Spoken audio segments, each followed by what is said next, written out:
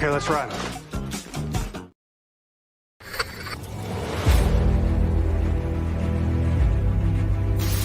Your mission, should you choose to accept it. It's a quest. It's a quest for fun. Well, The Rock says, why don't we just cut right to the chase?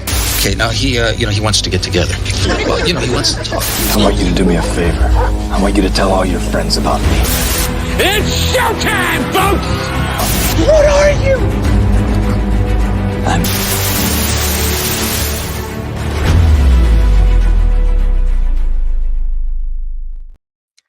Greetings and salutations. Welcome to And I Quote, the weekly show where we introduce you to creators of all shapes and sizes that join us from any and all corners of the universe, and we find out more about them by taking your questions. I am your host, Ryan of And I Quote channel, and our guest on this episode is agent to the indie comic stars. In other words, he is the guy behind the guy behind the guy. And he's also an indie comic creator in his own right. Please welcome Geoff Haas to the stage. Jeff, welcome in, buddy. How you doing? Hey, how are you? Doing quite well, good sir. It's good to see you, and thank you for being with us. Now, if you have any questions for Geoff Haas as we go throughout the course of this episode, let us know in those comments. Let us know in the chat. We'll bring them up, read them out loud as best we can throughout the course of this program. And if you're watching this live or on a replay, we thank you for being here. And do not forget to like and share this with all of your closest friends. Without any further ado, Jeff, what would you say were some of your favorite movies growing up? Favorite movies? Jurassic Park is probably number one. I've watched that movie far too many times. Lover of Lord of the Rings is one of my favorite. I know that counts as growing up, but it's there. As a very little kid, Labyrinth was one of my favorites, and the Transformers animated movie was always one of my favorites. Fantastic, man. Fantastic. And what would you say were some of your favorite TV series growing up? Oh, man. Do you know Sliders? Yeah. Yeah, I love Sliders. Gary O'Connell, yeah. Yeah, that was a great show. The cartoon Batman animated series is probably the greatest cartoon ever made. Someone can fight me on that if they want, but it's undeniable. Transformers, the cartoon, was one of my favorites growing up. Gargoyles was great. Mighty Max. I don't know if everyone remembers Mighty Max. I love Mighty Max. I totally remember that one, man. Totally remember. Kid puts on a hat, goes through different dimensional portals, and fights the forces of darkness with the aid of an old sage, wise sage owl, and a giant gladiator dude. So, the best, the best show. and Mighty Max was voiced by the immortal Rob Paulson of Teenage Mutant Ninja Turtles and many other characters and properties. So that just goes to show there's so many lost shows back in the 80s and 90s that people don't even remember, but are absolutely classic.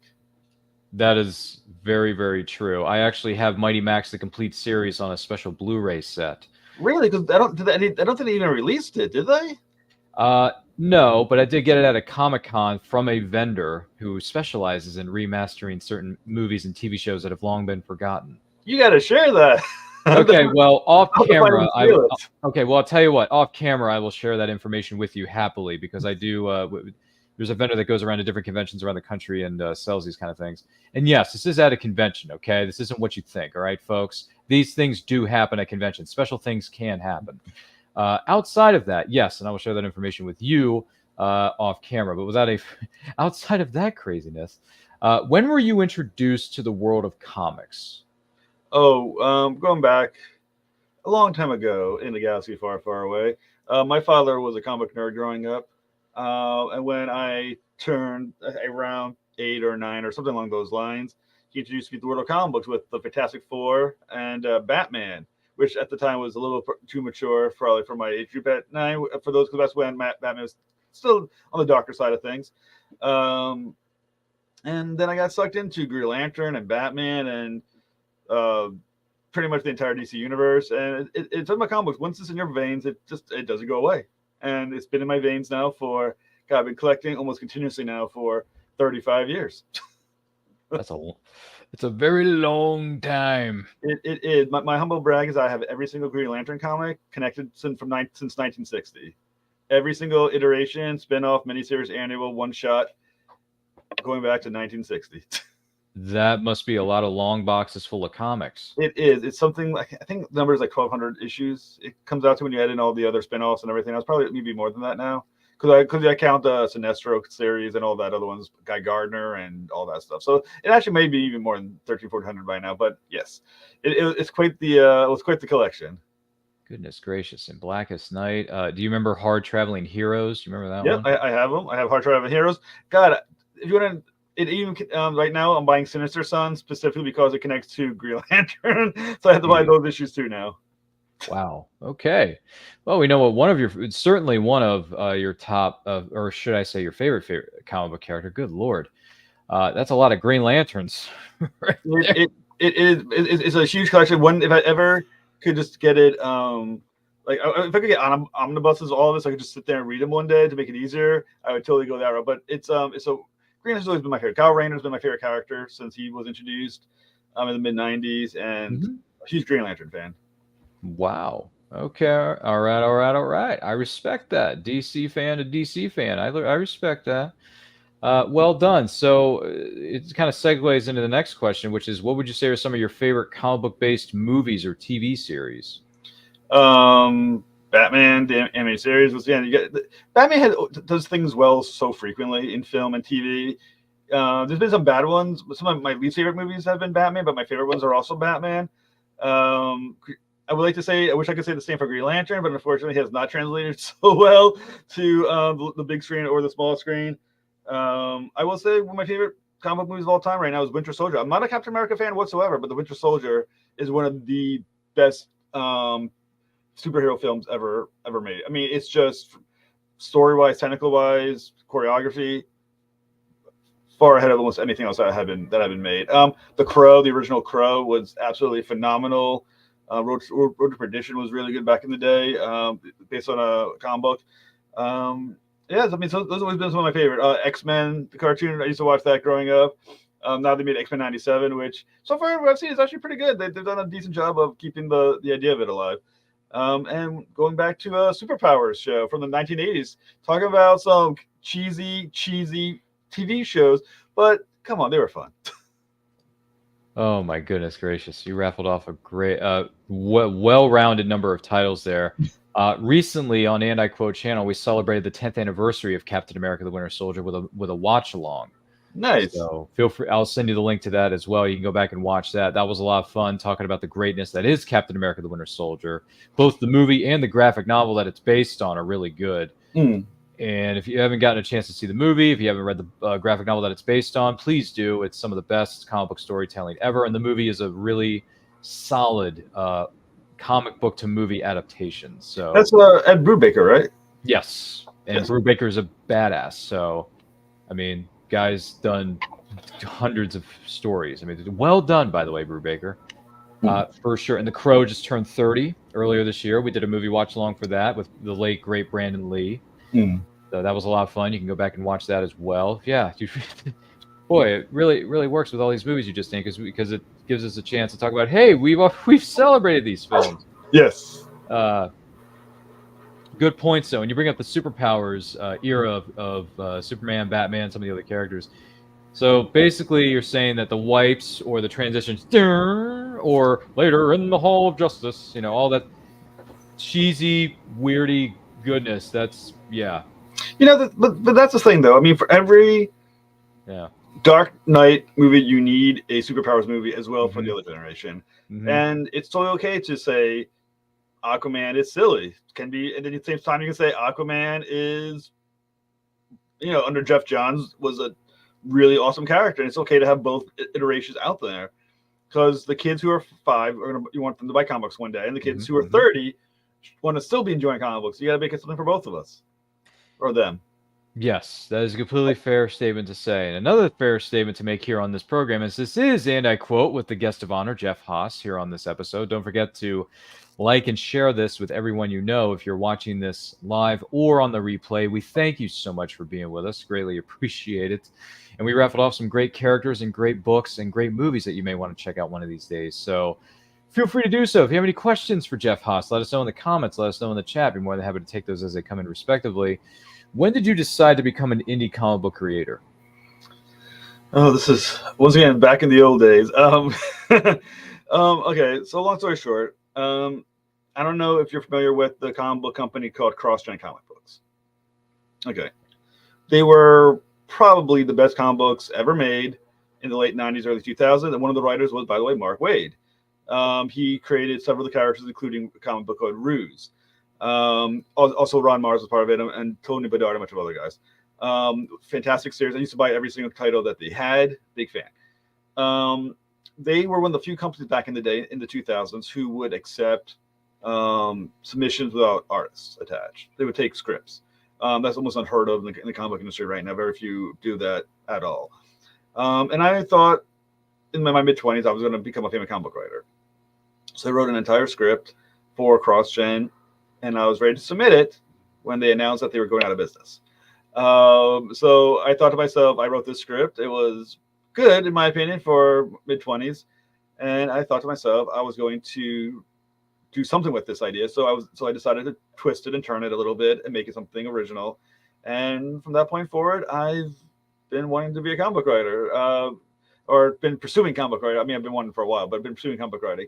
So, one of the things that just kind of happened, and I fell into it thinking that I was going to be part of CrossGen, and instead I'm doing my own thing. So there it is. There you go. Eat your Hollywood story.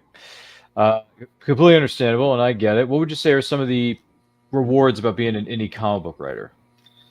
Oh God, rewards. The hard work is always it's its own reward, and the stress and anxiety of trying to produce a book is its own reward. Every so often, you go to the convention and you have someone who says, "Hey, when's your next book coming out?" And that gets you through the journey to your next book. Every so often you get a nice review. Every so often you pat yourself on the back and think, hey, that was well done. Every once in a while you meet a cool person as an artist who's an artist or something, and you think to yourself, hey, I mean, I have a teammate, I have a friend. This is a fun, thing for me. There's the victories. The little victories get you through the long, hard slog to your next victory. Yeah, there you go. Just keep on marching forward. For sure. Opposite side of the fence, though, what would you say are some of the biggest challenges about being an indie comic book writer? Money. Doesn't that sound like a song? No, I'm kidding. Oh yeah, money. I think it was Money. From back in the 80s. God, I'm dating myself. Anyways, I'm old. I'm quite old. But for every writer, the issue is money. I mean, you were only limited by the amount we can afford to pay an artist. If I had enough money to pay for 5 books at once, for artists and letters and colorists, I totally would be producing probably 5 comic books at once.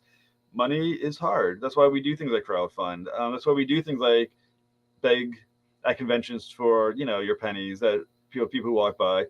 Money is the hardest thing about indie comic books. It's the difficulty of constantly trying to fund the next comic book.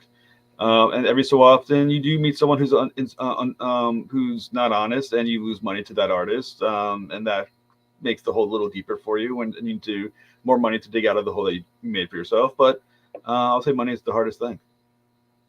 Money. Right. Oh yeah, Pink Floyd too. Yeah, yeah. There's that and a few other songs that are coming to my mind. But that's why people make songs about it, because it's hard. But if it was easy, everyone would do it, and you would have way too many guests on your show, because every day someone would be like, "Hey, I'm making another comic book with the money that I now have fallen off the tree." Yeah, but unfortunately, here in reality, folks, money does not grow on trees. Yes. What advice would you give to aspiring indie comic book creators out there? I know the basic joke is don't. That's always the classic joke about that, but. The thing about indie comic books, that the advice would be, comic books are sometimes, in my opinion, almost like baseball. It's almost the industry of failure. You're going to fail more times than you succeed, and be rejected more times than you're accepted. You're going to get bad reviews. You're going to get people who don't buy the second issue of your comic book for whatever reason. Comic books is as much as a creative industry as it is a mental exercise. The more mentally strong you are, the more you're likely to succeed. It's the industry of attrition. A lot of people the reason you don't have as much competition as you do is because there's people who have quit because they've given up. If you can keep yourself in the ball game and keep pushing, you have a chance to succeed better than they do. It's the industry of attrition. It's an industry of trying to convince yourself that the next issue will be the one that is the best. And as long as you convince yourself that the next one's going to be better than the one before it, it'll be the one that gets the audience to be the most excited. You have a chance to stay in the business. And that's kind of, hopefully, I like to think I'm staying in for that. Well said, Geoff. Well said. And thank you for sharing that with us. So something I'd like to share with you and share with the person who may be watching or listening to this episode right now. So the end of all terminus. What exactly is this, and how did this all come about? Okay, this is a sci-fi comic book that I started a little over a year ago. My first campaign was last year in, I think, February or March. I think it was in March. Science fiction story. The Terminus is the name of the ship. It's a sci-fi story. If you like Star Trek, in this first issue, you like aliens, you like maybe Battlestar Galactica, exactly. You love this story. It's, I guess, to sum it all up, the universe is dying. To do some astrophysics psychobabble, pseudoscience, it's being ripped apart by the expansion of dark energy. Everything in the universe is being torn apart to the very atoms. The universe is going to die at some point. Imminently, in not now, but in the series, because of some distant future. And the last 7 sentient species in the universe board together on a ship called the Terminus with the idea to escape our universe before it all dies. Ideally, being that there's a boundary that you can go leave our universe. So there's some science that said there could be, maybe it's not, maybe it's infinite, but just in case there's a finite to the universe, there's a boundary that goes out of it, and the only way to get out is to cross that boundary. They don't know what is beyond that boundary. They don't know how far the boundary actually is necessarily. But the goal is to get our universe, get out before everyone dies, or before everyone on the ship kills each other, which is very possible too, because everyone on the ship are not exactly friends in any way, shape, or form. My goodness, that's heavy. It's very heavy stuff, but all I'm saying is that life finds a way. Exactly. Thank you, Jeff Goldblum. You're welcome. Yeah. I am now talking to myself. That's chaos theory. Nicely done. Thank you. Who isn't a Goldblum fan at this point? Exactly. The guy's done so much for Hollywood and society. I mean, the man's a do-gooder anyway. So, Jeff, we love you. You're the man. So many classic characters. As a matter of fact, a couple months ago, first time I saw this film that he starred in, and this is going back to the 80s. I think it was the 80s, right? It was the remake of David Cronenberg's The Fly. Yes, indeed, with Gina Davis. And they were dating at that point in real life. Both Gina and Jeff were dating. And I did not know that until I watched the behind-the-scenes documentary, and I'm thinking, boy, the 80s were one heck of a time, man. I'm telling you, I actually, we mentioned off air, I think, or was it on air, about Trificon. I got to get an autograph from Jeff Goldblum. I got to meet the man. Him and my took my wife. It was actually during our honeymoon, so this was going back maybe 5 years ago. No way. And I told him, Jeff, when we got the autograph, he actually, the person next who was right ahead of us in line, wouldn't stop talking, and they just grabbed our autograph, just handed him the autograph. He just signed it and kind of handed it off. And then, as he walked away, the other guy walked away, and he's like, and just go try to stop us. He's like, guys, you're just gonna walk away? We're like, oh, we kind of mentioned the problem, and it was like, and then we told him, like, we're here on our honeymoon for you.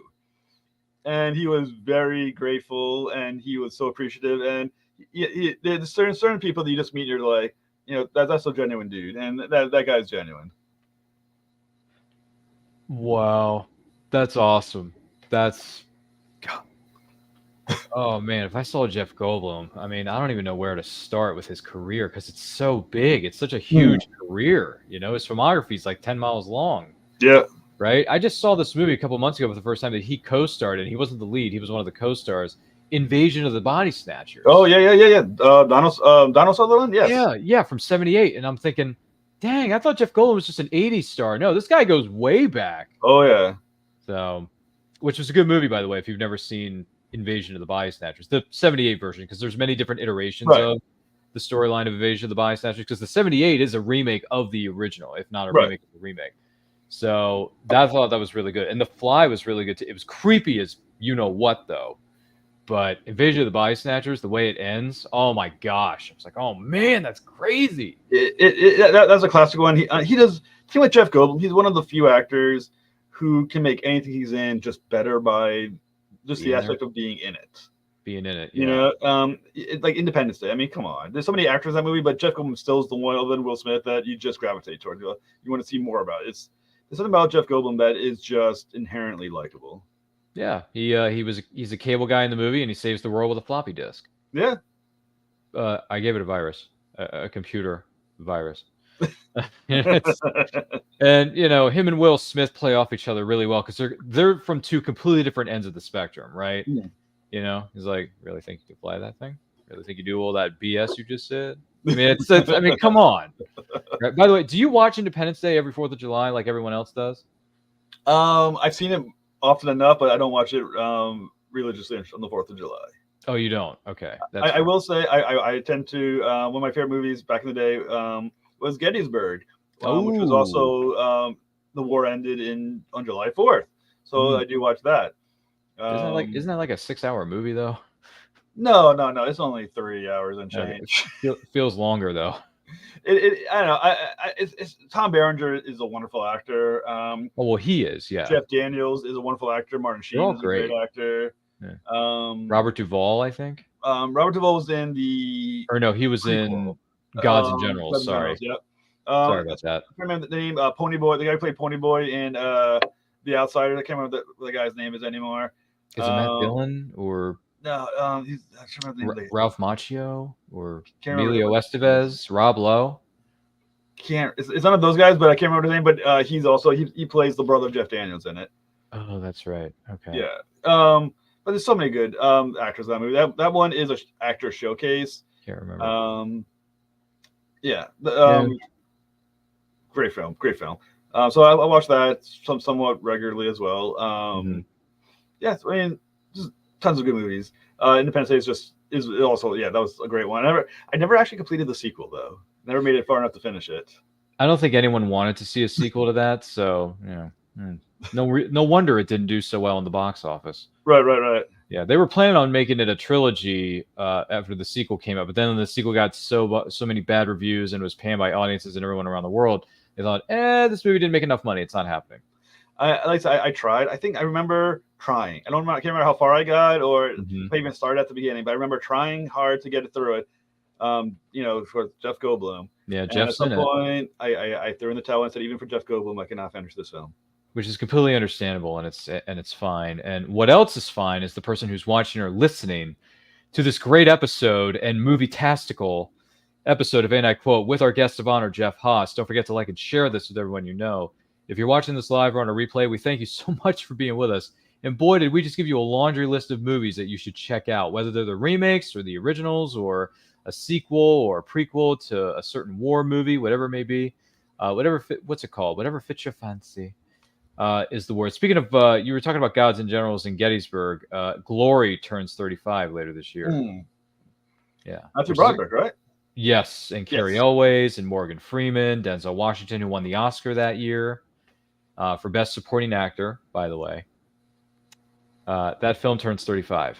So that's a big film. We're going to do a celebration of that on Movie Watch Along, so stay tuned for that. If you've never seen the movie Glory before, I highly implore you to sit down and watch it. It's fantastic stuff. You've seen it, right? I believe that one's been a few years, but I do remember it. I remember the ending. At least you said I think that Denzel Washington was in it, right? Yes, he's a Best Supporting Actor that year. He won the Academy Award. That was like one of his first earliest movies, wasn't it? Yeah. Nice way to start, huh? Start with your Oscar. Yeah. Well, just saying. But it is a great movie in its own right, and it tells a true story, which is fantastic. It does a really good adaptation, I should say, of a true story that did happen during the events of the Civil War in the 1800s. So feel free to check that out. There are also documentaries about the 54th Regiment of the Massachusetts. Feel free to check those out as well. With that being said, outside of the greatness that is Jeff Goldblum and you and the missus who were on your honeymoon at that point, meeting the immortal Jeff Goldblum, who doesn't seem to age that much, really. Any other special memories for you that stand out from being at conventions, whether you were there as a vendor or there as an attendee? Yeah, I mean, there's been a lot of good experience. If you ever, obviously, if you've ever been to a house, very few people do go to my house. But anyways, my house is wallpapered with autographs. I'm an autograph hound, so I literally post autographs. If I took off the camera and I kind of showed the camera around my house, every wall just has signed autographs as wallpaper, literally all over the house, all over the walls. Like one of my favorite ones over here. Matt Smith is over here. That was a really great one. I remember I got to meet Val Kilmer, though he wasn't able to talk at the time. I had a great experience with Peter Macon. I've got to sit down and have a conversation with him, and basically just talk, because it was a Sunday and there were a few people at Terrificon, so I just got to sit at his autograph table and just chat with him about the Orville. It was fantastic. I got some scoops as well about what they thought the Orville was going to turn into, so it was pretty cool. There's a lot of good people you can meet at conventions, comic book people as well, some great experiences. Every once in a while you get to sign an autograph myself, and that's always a fun experience. I say every year I meet someone at conventions that is just a great joy to meet, and they're as cool to meet as you kind of hope they were. The few that were disappointing, they were mean, but for the most part, most of them are I have really good experiences with. Wow, that's great stuff, man. Autographs used as wallpaper. I've never heard that before. That is very unique. Yeah, my whole house, like one of my walls is just Star Trek. I got my Jonathan Frakes, my Armin Shimmerman, Terry Farrell. The list goes on. Anton Mount. Jeez. I collect them. Lance Henriksen, I got to meet at a horror convention in Massachusetts. Wow. I got to that was a month after I interviewed him. So I was like, "Hey, remember me? I interviewed you." He's like, "Oh, I remember your show." And he talked, I don't know if he really did, but he made pretend that's what part matters. And I got to talk to him for a while. My gosh, speaking of long resumes, I mean, Lance Henriksen, he's done the Alien movies. He did the Terminator before the Terminator was the Terminator in '84. He did what was he? Did Hard Target with Jean-Claude Van Damme. Millennium. I mean, the list goes on and on and on. This man has been in so many different, and he was the voiceover for a lot of different characters, including the father figure in Tarzan, the animated motion picture Tarzan from Walt Disney Pictures. So Lance Henriksen, that guy's a true talent. Nice guy, humble guy. He's way more humble than you think he'd be, consider how famous he is. He's one of the guys who generally seem surprised by how famous he is. Mm-hmm.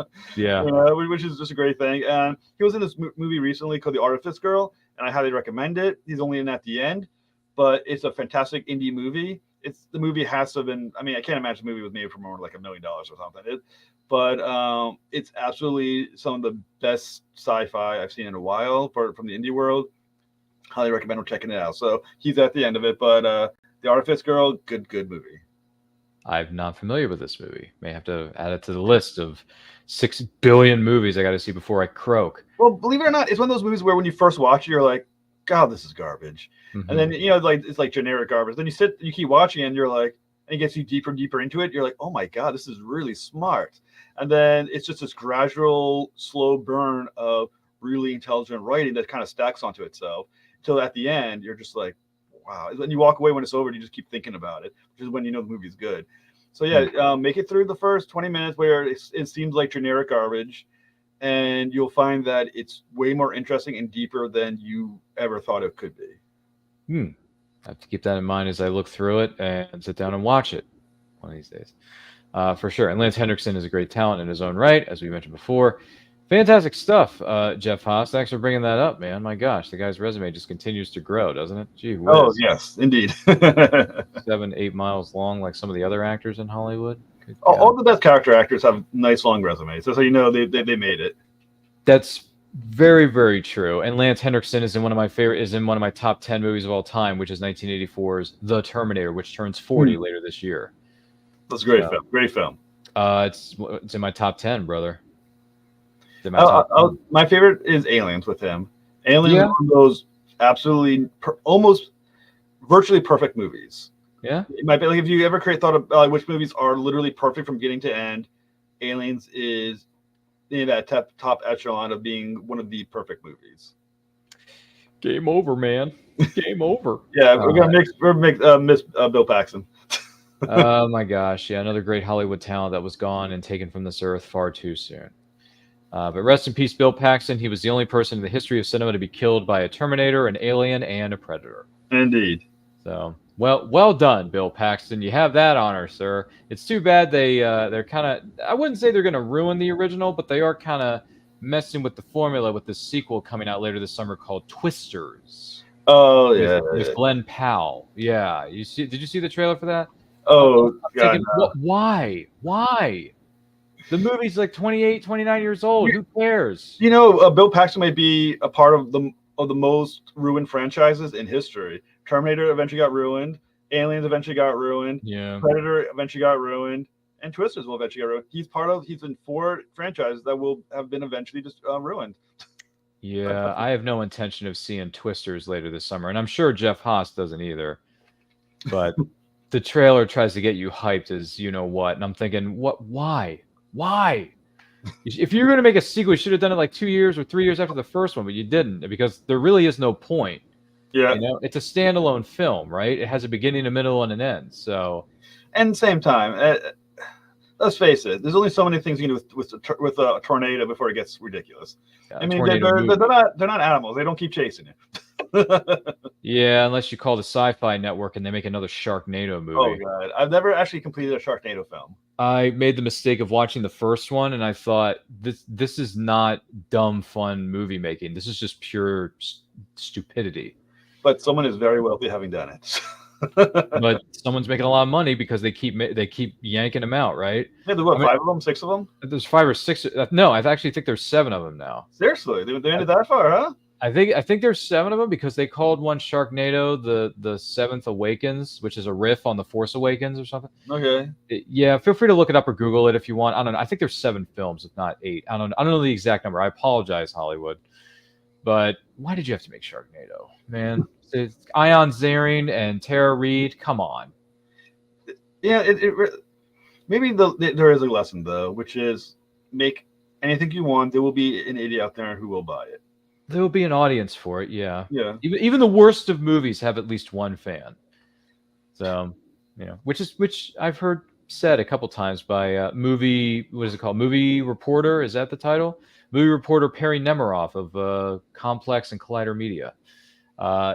Wonderful person, by the way. She's really great, and she grew up in the 90s, so she always talks about her passion for certain properties in the 90s, which includes Power Rangers, such as myself. So, hey, at least Perry Nemiroff and I can agree on that front.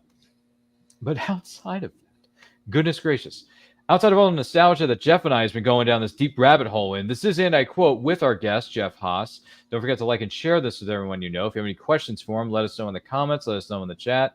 And if you're watching this live on the replay, we thank you so much for being with us. We do want to let you know, Jeff, that this episode of And I Quote and every episode of And I Quote is indeed powered by our good friends at Poddex. Now, specifically, Poddex are unique interview questions and episode starting prompts in the palm of your hand. So whether you are a new podcaster or existing broadcaster looking to grow your audience or get more engagement, you're going to want to check out our friends over there at poddex.com. Make sure you use that promo code Ryan10, that's RYAN10, for 10% off your first order. So thank you to our friends over there at poddex.com. They would like to know how much would someone have to pay you, Geoff Haas, to eat what is known as a live spider? Is it something that is actually food somewhere, or is it just something that I'm being made to eat? Something you're made to eat, kind of like Fear Factor.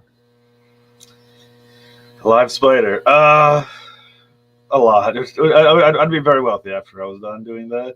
I'm willing to eat almost anything that's actually food somewhere, but I don't think I would add. My tendency to want to eat something that actually is just to eat it is probably relatively low. Ah, okay. But, Fair enough. No, that's fair enough. Fair enough. Whatever suits you. What's something weird or strange that you would recommend everyone try at least once? Oh man, it's kind of a strange is relative. I mean, for food, I know a lot of people have never had eel, so I recommend sushi eel. Absolutely delicious food, so give it a shot. Let's see, what else would I recommend people that's weird? You know what? Anything. If something that you never tried before and it's a little outside your comfort zone, give it a shot. It's probably worth it.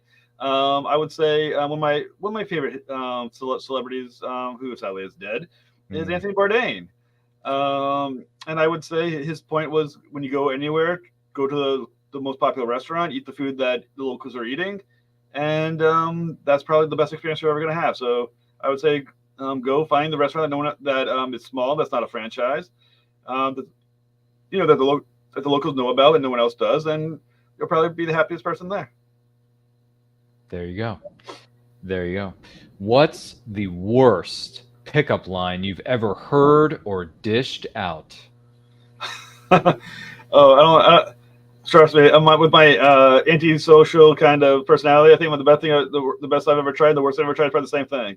Hi. That's probably the best I can come up with. I've never been great to do. I got lucky. I found my wife, because without her, I'd have been a long, lonely journey.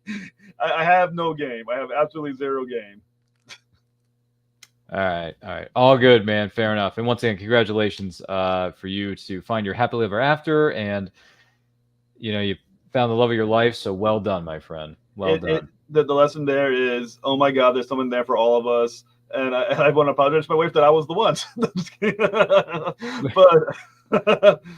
But there it is. Everyone there's someone out there for everyone. God bless them. There you go.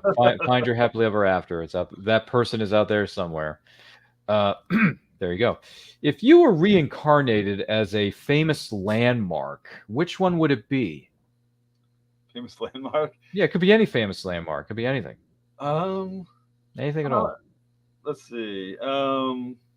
Monument, a building, a statue, could be anything. I'm Mount Rushmore, because I'm kind of lazy and it doesn't really do anything, just kind of sits there, and that's probably me in a nutshell. Mount Rushmore. I'll take that one. Okay, Mount Rushmore. We're gonna write this one down. All good. All good, Jeff. All good. Who or where would you haunt if you were a ghost? God. If I was a ghost, where would I haunt? Let's see. My old high school, because some of those kids would be woken up. I'd be like, this is what happens when you don't do well in school. As a nice reminder to them to, wake up, get your work done. If you're in high school. There you go. Get to studying, hit the books. Right. They'll hear a little voice in the background. Wake up, do your work. And they jump up and they get to work. And they'll be like, wow, it's a really helpful ghost. He's very considerate of our academic needs. Mm-hmm. So it's in a warped way, it's kind of like saying, hey, it's like Casper, the friendly ghost. Apparently, just a little more annoying. Just a little more annoying, yeah. Anybody remember Casper, the Friendly Ghost? I think it was an animated TV series. There was the movie franchise with Bill Pullman. Christina Ricci starred in the first one. And then there were sequels or prequels, spin-offs. Oh, my gosh. But they really milked that cash cow. Have you ever seen the joke that he's Richie Rich? No. Yeah, there's a thing where if you actually put him side by side, he actually looks very similar to Richie Rich. So the argument is that he's Richie Rich after he died. Huh.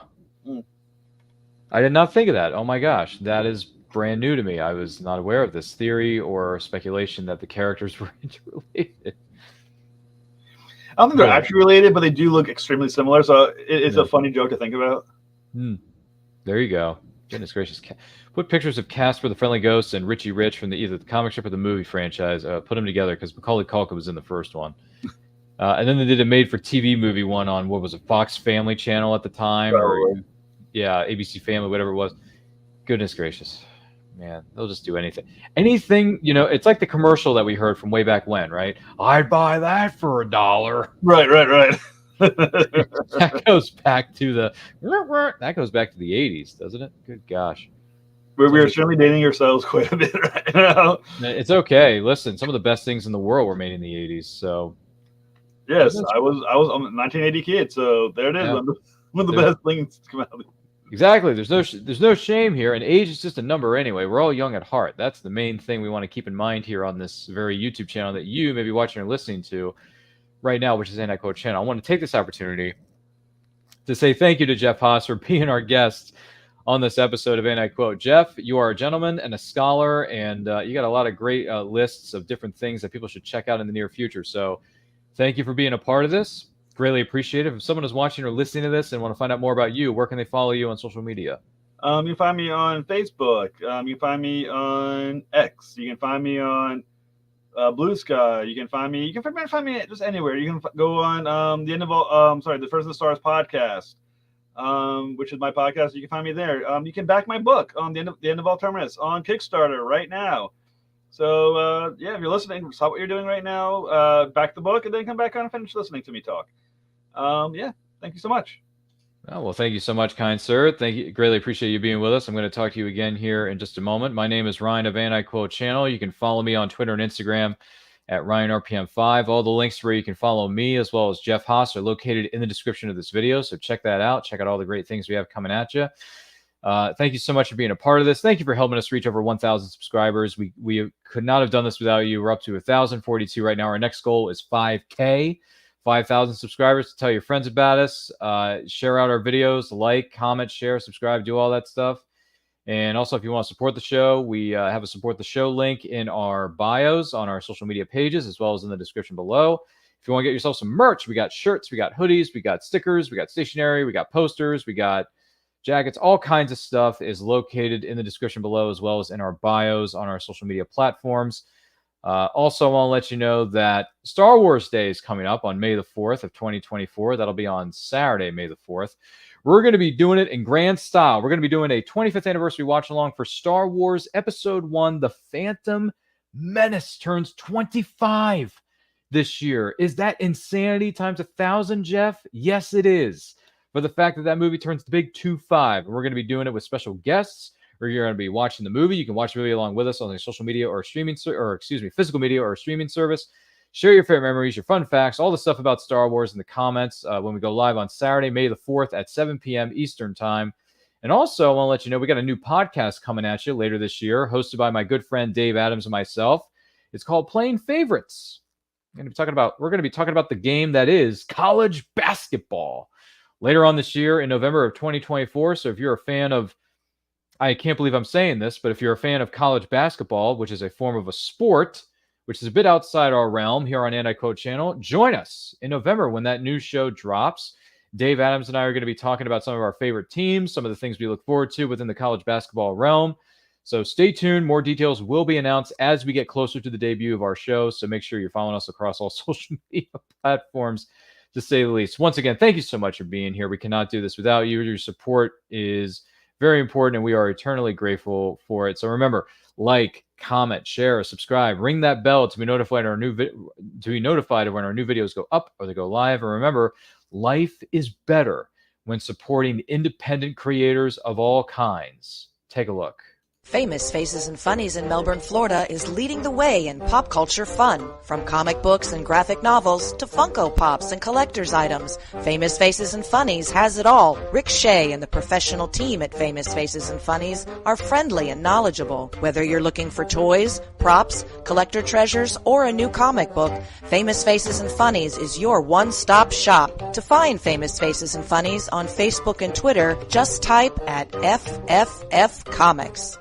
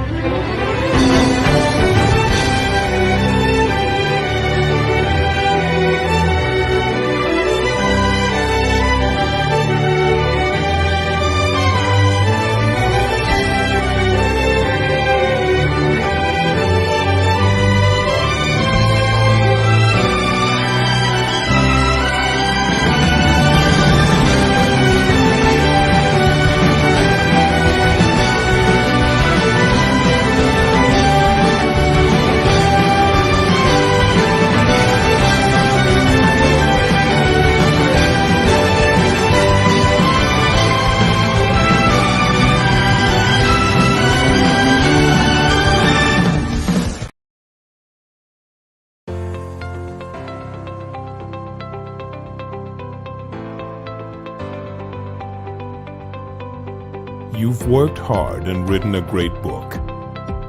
Now, it's time to give it a great cover.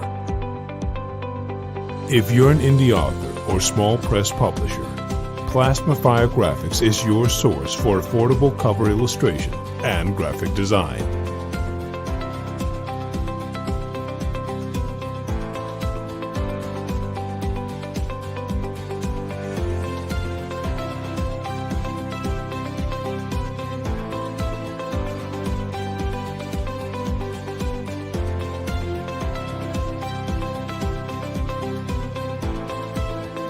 Plasmafire Graphics, when the look of your book matters to you.